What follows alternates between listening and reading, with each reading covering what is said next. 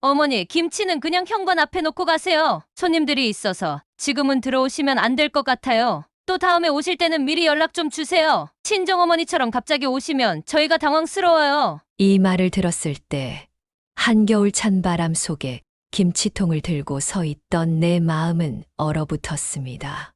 내가 정성껏 담근 김치를 들고 며느리 집을 방문했던 그날, 나는 현관문 앞에 서서 경비실에 김치를 맡기라는 말을 들어야 했습니다. 나중에 알고 보니 그날 집 안에는 며느리의 친구들이 와 있었고 나를 촌스러운 시어머니라고 소개하기 싫었던 것이었죠. 68년을 살아오면서 가족 외에는 결코 말하지 않았던 이 이야기를 오늘 처음으로 털어놓습니다. 저와 같은 시어머니들에게 작은 위로가 되길 바라는 마음에서요. 안녕하세요. 제 이름은 김옥순입니다. 올해로 68, 평범한 시어머니의 삶을 살았습니다. 지난 10년간 제가 겪은 일들은 많은 시어머니들의 마음에 공감을 불러일으킬지도 모르겠습니다. 10년 전 제 아들 현우가 수키라는 여자아이를 데려왔습니다. 첫눈에 보기에도 우리와는 다른 세계의 아이였어요. 손톱 하나까지 반짝이는 아이, 말투에서부터 넉넉한 집안 냄새가 났지요. 비싸 보이는 명품 가방을 들고 화려한 액세서리를 한 채로 우리 집 문턱을 넘는 그 아이를 보는 순간 제 마음 한구석이 무너지는 것 같았습니다.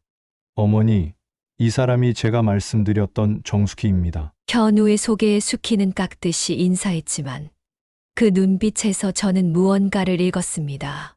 경계, 어쩌면 실망 같은 것이었을까요?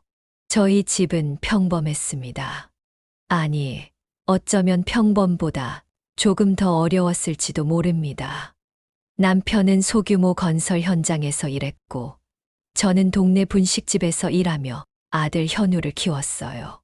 우리 아들이 대학까지 졸업한 것만 해도 기적 같았는데, 그 대기업에 취직해서 수키 같은 아가씨를 만날 줄은 꿈에도 몰랐지요. 어머니, 집이 참 아늑하네요. 처음 수키가 저희 집에 왔을 때 한 말입니다. 작은 반지하 집을 보는 눈빛에서 실망감이 그대로 묻어났어요. 아늑하다는 말 속에 담긴 진심을 알아채지 못할 만큼 저는 어리석지 않았습니다. 하지만 현우가 행복해 보여서 아무 말도 하지 않았어요. 그날 저녁 정성껏 준비한 갈비찜과 나물 몇 가지를 차렸습니다.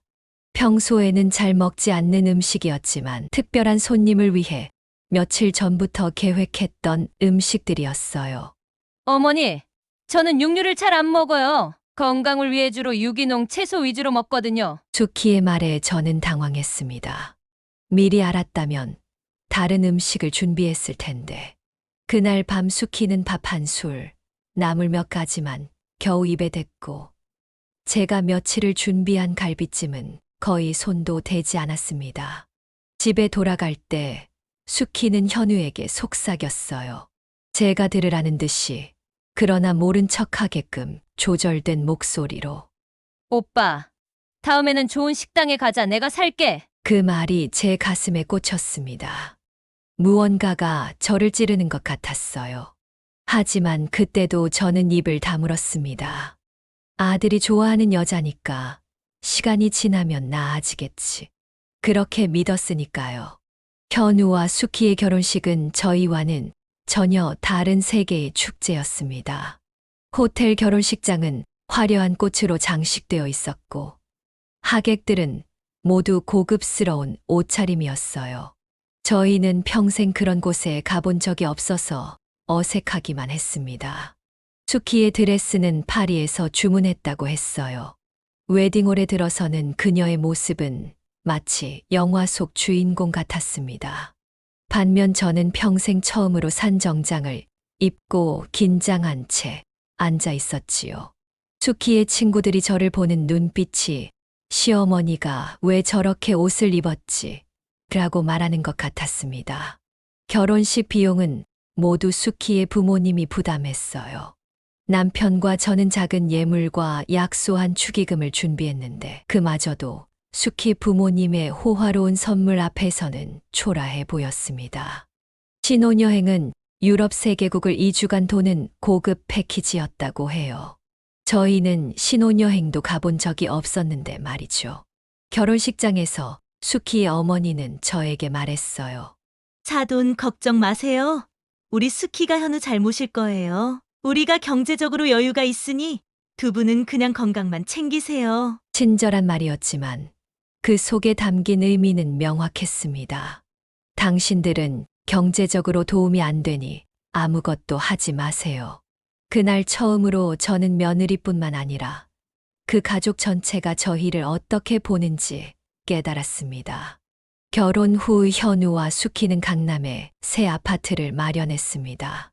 물론 수키 부모님이 대부분의 비용을 부담했지요. 저희는 작은 세탁기 하나를 선물했는데 나중에 알고 보니 수키가 시댁에서 준 건 너무 구식이어서 바로 교체했다고 하더군요. 그 말을 전해 들었을 때 제 마음이 어떠했을지 상상이 되시나요? 명절 때는 더 분명해졌습니다. 설과 추석이면 수키는 친정에는 고급 한우 세트와 건강식품을 보내면서 저희에게는 마트 할인 상품을 사왔어요. 한 번은 제가 현우에게 귀띔했죠. 현우야, 너희가 주는 선물이 중요한 게 아니라 마음이 중요한 거지. 하지만 내 아버지가 명절 때마다 너희가 주는 선물과 친정에 보내는 선물을 비교하면서 서운해 하시더구나. 그러자 현우는 머뭇거리며 대답했어요. 어머니, 수키가 그런 뜻이 아니에요. 그냥 친정에서는 그런 선물을 받는 게 전통이라서 앞으로 신경 쓸게요. 하지만 다음 명절에도 그 다음 명절에도 상황은 변하지 않았습니다. 결혼 초기부터 수키의 경제적 우월감은 여러 방식으로 드러났습니다. 현우의 월급이 적다고 자주 불평했고 시댁에 대한 경제적 지원은 남편의 의무라고 여기면서도 항상 그것을 계산하고 언급했습니다. 어머니, 이번 달에도 용돈 30만 원 보냈어요. 오빠 월급이 적은데도 매달 챙겨드리고 있으니 알아두세요. 그런 말을 들을 때마다 저는 가슴이 찢어지는 듯 했습니다. 아들이 자발적으로 보내는 용돈을 며느리가 그렇게 계산하고 있다는 사실이 너무 서글펐으니까요. 한 번은 제 생일에 수키가 고급 백화점에서 비싼 옷을 사왔습니다. 저는 그런 곳에 가본 적도 없고 그런 옷을 입어본 적도 없었기에 감사하면서도 당황스러웠어요. 어머니, 이제 이런 옷 입으세요. 현우 오빠 회사 행사에 가끔 오실 텐데 그때 입고 오시면 돼요. 지금 입으시는 옷은 너무 그래요. 그 말에 담긴 당신의 옷은 촌스럽고 창피하다는 의미가 고스란히 전해졌습니다. 결국 그 옷은 한 번도 입지 못하고 옷장 깊숙이 넣어두었습니다. 며느리의 부유함은 특히 친구들 앞에서 더 뚜렷하게 드러났습니다. 한 번은 수키가 친구들을 집에 초대한 날, 제가 방문했던 적이 있어요. 그녀는 저를 친구들에게 소개하면서 이렇게 말했습니다. 우리 시어머니예요. 시골에서 오셨어요. 그래서 서울 생활에 아직 적응 중이시죠? 사실 저는 시골이 아닌 서울 변두리에서 평생 살았습니다. 하지만 수키에게는 강남이 아닌 곳은 모두 시골이었나 봅니다. 그날 친구들의 동정 어린 시선이 아직도 기억에 남아 있어요. 크리스마스 선물을 교환하는 자리에서도 상처받았습니다. 수키는 친정 식구들에게는 명품 가방, 해외여행 티켓 등 호화로운 선물을 주면서 저희에게는 대형마트 상품권을 건넸어요. 어머니, 아버님 필요한 거 사세요. 어차피 저희가 뭘 사드려도 잘 안 쓰시더라고요. 그 말 속에 담긴 당신들은 좋은 물건을 쓸 줄 모른다는 의미가 너무 분명했습니다. 현우는 그저 미소만 짓고 있었죠. 아마 아내의 그런 태도에 이미 익숙해진 모양이었습니다. 친정어머니가 해외여행을 다녀올 때마다 수키는 SNS에 인증샷을 올리며 자랑했습니다. 엄마가 또 파리에 가셨어요. 70대, 이렇게 활발하신 엄마가 자랑스러워요. 하지만 저희가 근교에 여행 간다는 이야기를 하면 조심하세요. 거기 시설 안 좋다던데. 라는 말로 무시했지요. 가장 마음 아팠던 건 수키가 현우에게 저희를 부양하는 것에 대해 자주 불평하는 것이었습니다. 한 번은 제가 우연히 그들의 대화를 엿듣게 되었어요. 오빠, 당신 부모님 챙기느라 우리 미래는 언제 준비해? 친구들은 다 해외여행 다니고 투자하는데 우리는 매달 용돈 보내고 명절 때마다 챙겨드리느라 저축도 못해? 내 친구 남편들은 다 승진했는데 오빠는 왜 아직도 그 자리예요? 그 말을 들었을 때 제 심장이 얼마나 아팠는지 모릅니다.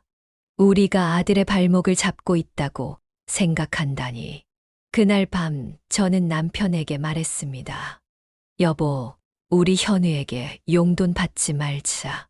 그 아이도 살기 힘들 텐데.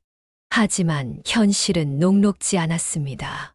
남편의 일용직 수입만으로는 생활이 빠듯했고, 아들의 도움 없이는 월세를 내기도 어려웠으니까요. 그래도 저는 최대한 아들에게 부담을 주지 않으려 노력했습니다. 병원에 가야 할 때도 참고, 필요한 것이 있어도 사지 않으며 살았지요. 어쩌다 저희 집에 오게 되면 수키는 낡은 그릇을 보고 인상을 찌푸렸어요. 한 번은 제가 정성스레 준비한 김치를 담기 위해 오래된 항아리를 꺼냈는데 수키가 말했습니다.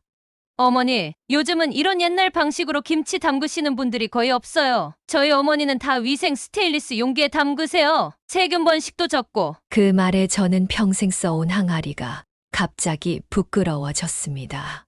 제 어머니에게서 물려받은 제가 자랑스럽게 여기던 그 항아리가요. 또 한 번은 수키가 저희 집 화장실을 사용한 후 현우에게 들리게 말했어요. 오빠, 여기 화장실 너무 낡았어. 리모델링 한번 해드려야 하지 않을까? 타일도 다 갈라져 있고 세면대도 오래됐고 내가 좀 알아볼게. 솔직히 여기서 볼일 보는 게 너무 불편해. 그 말이 현우에게는 배려로 들렸을지 모르지만 저에게는 수치심으로 다가왔습니다. 우리 살림이 넉넉지 않아 손볼 수 없었던 집의 구석구석이 갑자기 부끄러워졌으니까요. 가족 모임에서는 더 눈에 띄었습니다. 친정 식구들이 오면 수키는 완전히 다른 사람이 되었어요. 항상 시부모인 저희에게는 퉁명스럽게 말하면서도 친정 부모님에게는 꿀 떨어지는 목소리로 어머니, 아버지를 연발했습니다. 한 번은 명절 식사 자리에서 친정어머니에게는 제일 좋은 수저와 그릇을 내놓고 저에게는 일반 스테인리스 수저를 주는 것을 보고 가슴이 아팠습니다. 같은 어머니인데 이렇게 다를 수가 있나 싶었지요.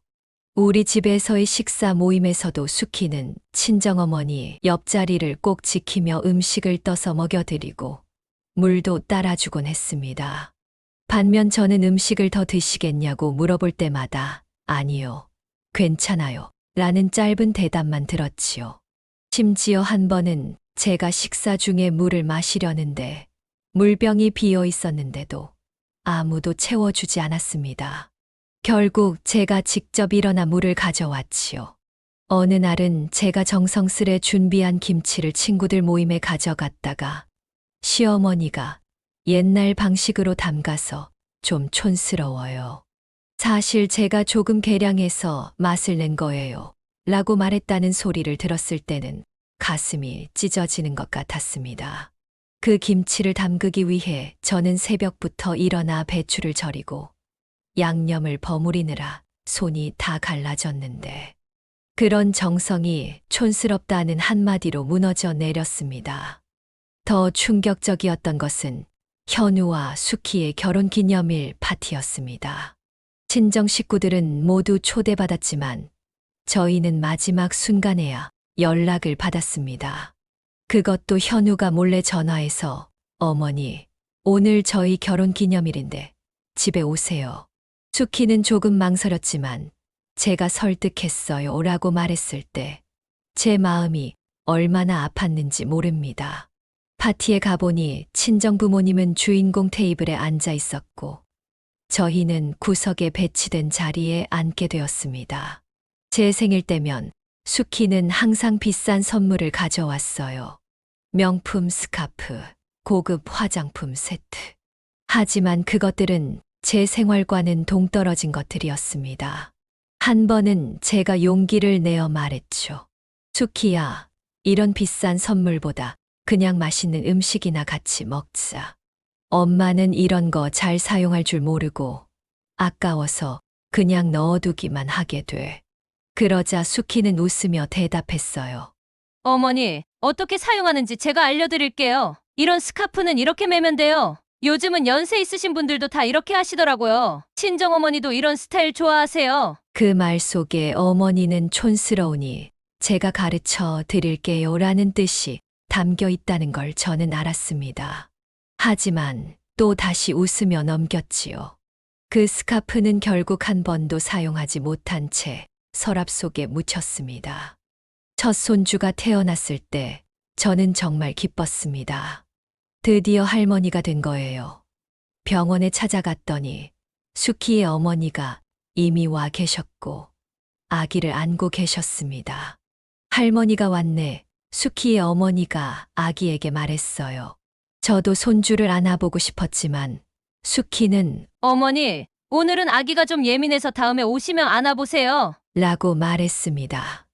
그날 저는 아기를 한 번도 안아보지 못하고 돌아왔습니다.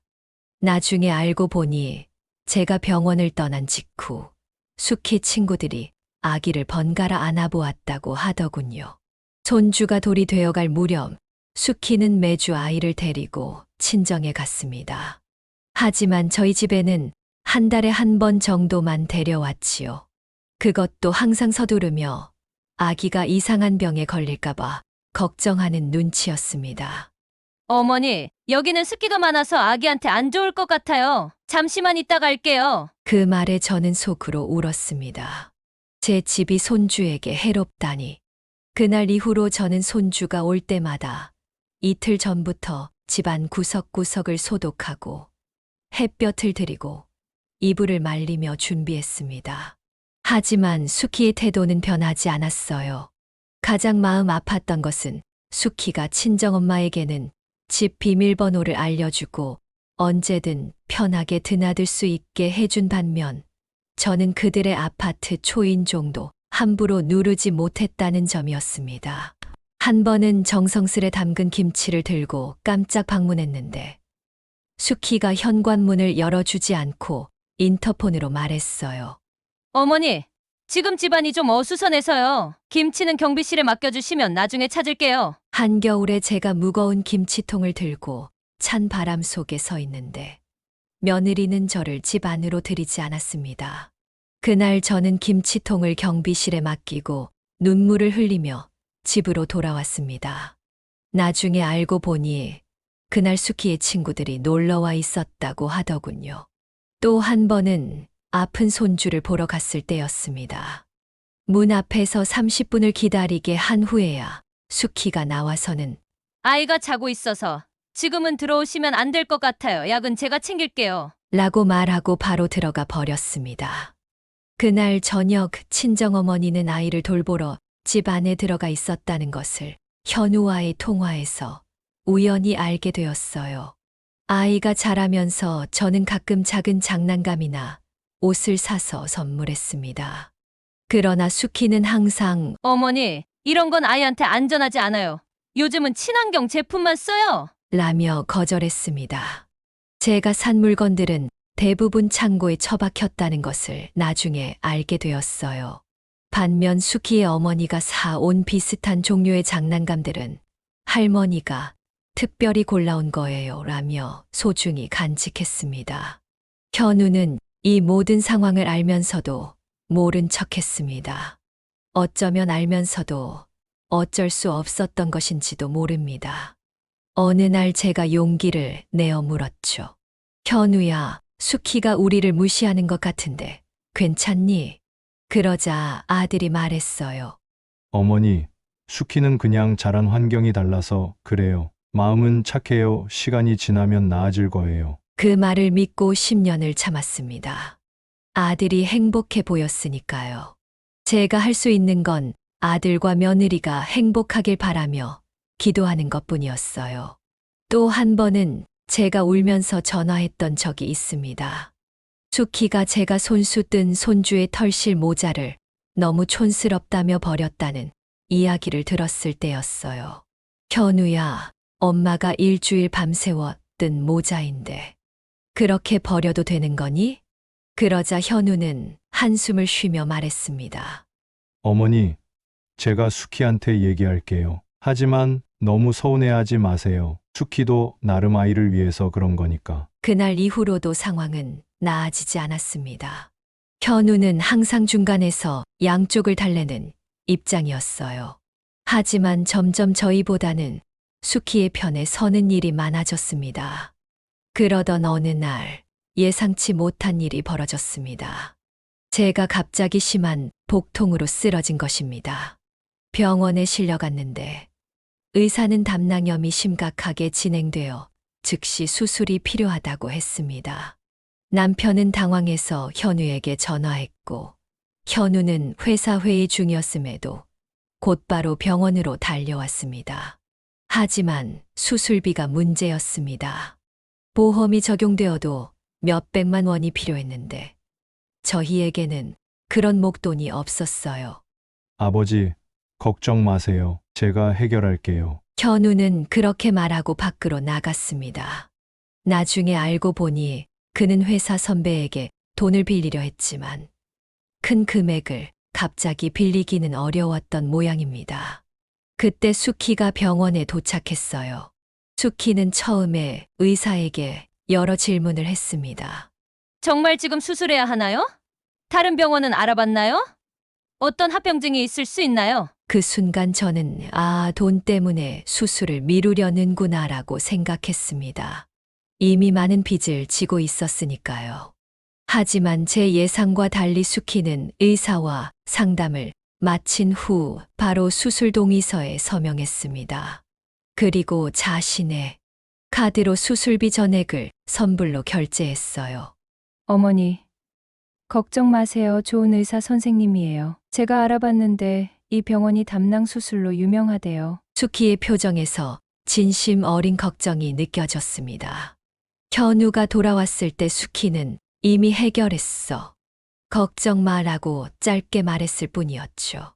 수술 전 마취가 들어가기 전 수키가 제 손을 꼭 잡았습니다.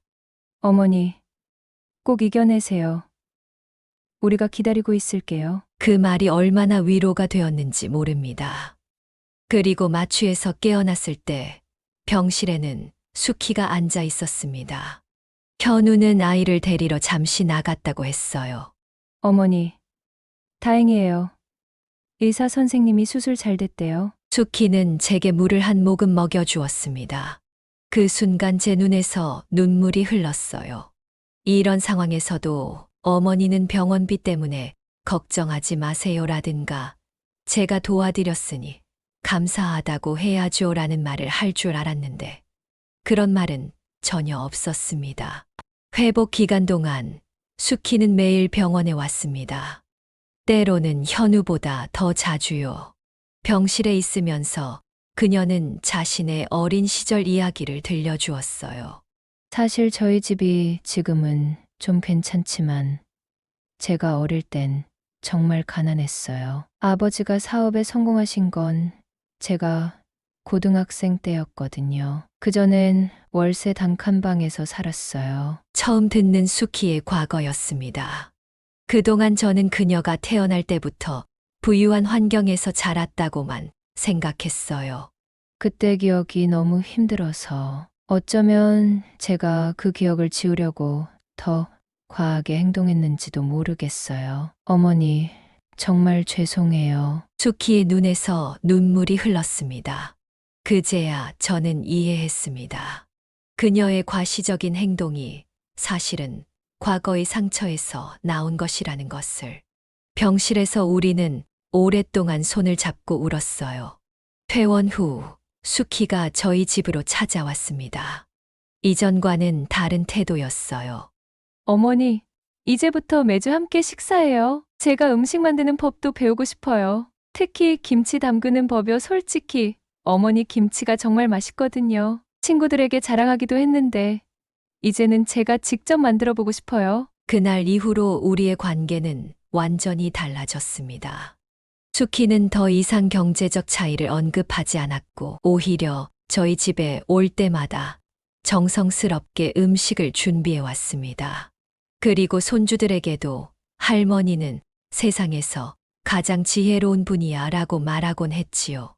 제 수술 이후 수키는 먼저 자신의 집 비밀번호를 알려주었습니다. 어머니, 우리 집은 이제 어머니 집이기도 해요.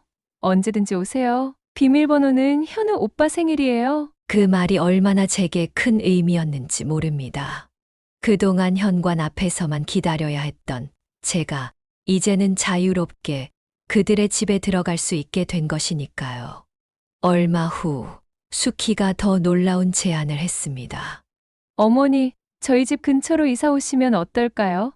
제가 찾아보니 좋은 빌라가 있더라고요. 손주들도 할머니, 할아버지와 더 자주 볼 수 있고, 그리고 저도 어머니께 더 자주 배울 수 있을 것 같아요. 처음에는 거절했습니다. 수키의 호의는 고마웠지만 그들 가족에게 부담이 될까봐 걱정됐거든요. 하지만 수키는 진심이었습니다.